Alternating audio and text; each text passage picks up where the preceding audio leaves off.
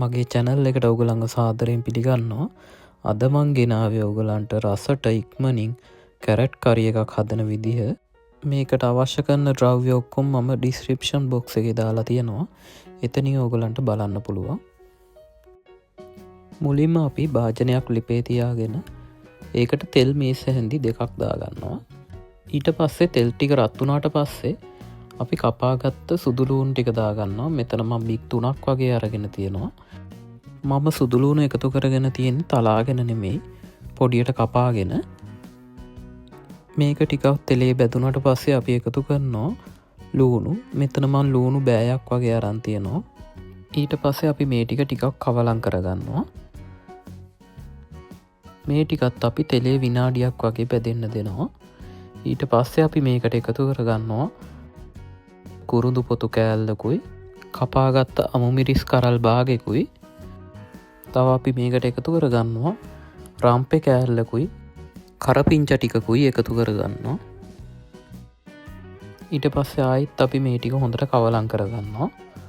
කවලම් කරගෙන විනාඩියක් වගේ බැදෙන්න දෙනවා. ඊට පස්සේ අපි මේකට එකතු කරගන්නවා උළුහාල්. මම මෙතන එකතු කරගෙන තියෙනවා උළුහාල් තේ හැඳි භාගයක්. ඒ ටිකත් අපි කවලම් කරගෙන අපි මේකට එකතු කරගන්නවා අමුතුන පහවලින් තේ හැන්දකුයි කහකුඩු තේ හැඳි භාගෙකුයි ලුණු තේ හැන්දකුයි එකතු කරගන්නවා. එකතු කරගෙන මේ ටික හොඳට කවලම් කරගන්නවා. කවලම් කරගෙන මේ ටිකත් අපි විනාඩියක් වගේ තෙලේ ටෙම්පරාදු වෙන්න දෙනවා.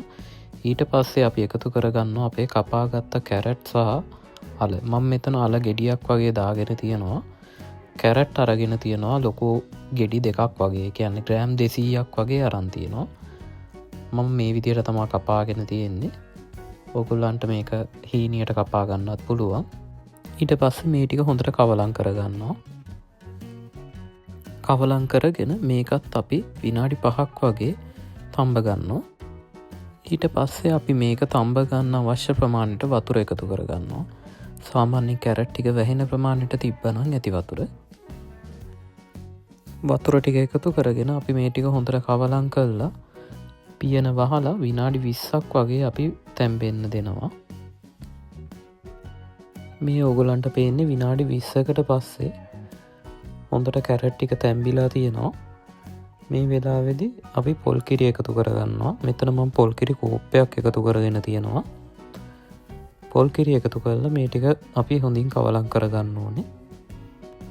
කවලම් කරලා අපි පියන ඇරලා විනාඩි 5ක් වගේ මේක තඹ ගන්නවා.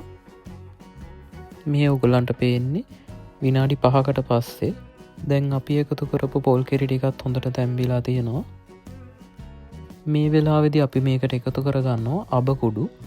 අබකුඩු තේ හැඳි භාගයක් මම මෙතනදී එකතු කරගන්නවා. මේක අත්‍යවශ්‍ය නැහැ. ඔගොල්ලෝ ගාව තියෙනවා නම් දාගන්න. මේක දැම්මාම රස වැඩි වෙනවා. ඒකත් එකතු කරලා අපි මේ ටික හොඳට කවලම් කරගන්නවා. දැන් අපේ කැරට් එක හදලා ඉවරයි. මේ කැරට් කරි එක මාරම රසයි.